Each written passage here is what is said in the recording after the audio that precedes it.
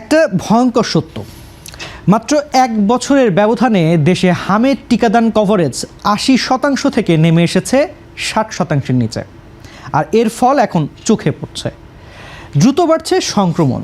টানা কয়েক বছর সন্তোষজনক অগ্রগতির পর দেশে হামের টিকাদানে বড় ব্যবধানের ধস নেমেছে।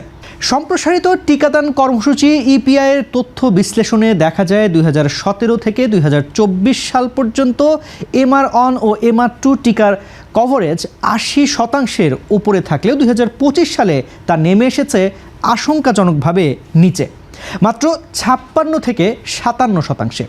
করোনা বা যে কোনো ভাইরাসের এগেইনস্টে ফাইট মানি ব্যাকট্রলের লেফট রাইট। তথ্য বলছে ২০২১ ও ২০২২ সালে টিকাদান কভারেজ প্রায় ১০০% কাছাকাছি পৌঁছে গিয়েছিল, কিন্তু হঠাৎ করে ২০২৫ সালে সেই চিত্র পুরোপুরি বদলে যায়।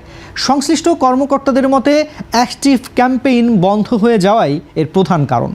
আগে যেসব শিশু টিকা কেন্দ্রে যেতে পারত না, তাদের বাড়ি বাড়ি গিয়ে টিকা দেওয়া হতো। এখন সেই কার্যক্রম বন্ধ থাকায় অনেক শিশুই টিকার বাইরে থেকে যাচ্ছে।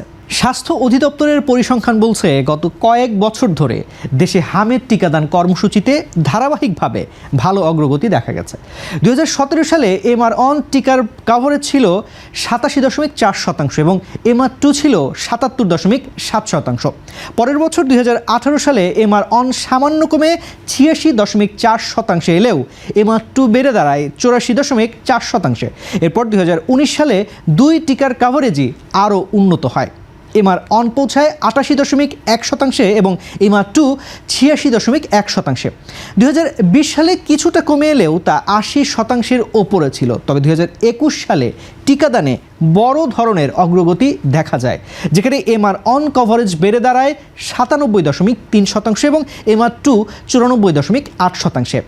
এই ধারা আরও শক্তিশালী হয় ২০২২ সালে, যখন MR1 টিকার কভারেজ ১০০% পৌঁছে এবং MR2 প্রায় ৯৮% উন্নীত হয়। পরবর্তী ২০২৩ ও ২০২৪ সালেও এই হার মোটামুটি স্থিতিশীল ছিল, যা ৮৫ থেকে ৯০%-এর মধ্যেই অবস্থান করে। একটা বিষয় খুবই স্পষ্ট, এই হাম শুধুমাত্র একটি রোগ নয়, এটি আসলে অবহেলার ফল। এখনই সচেতন না হলে পরিস্থিতি হতে পারে আরও ভয়াবহ।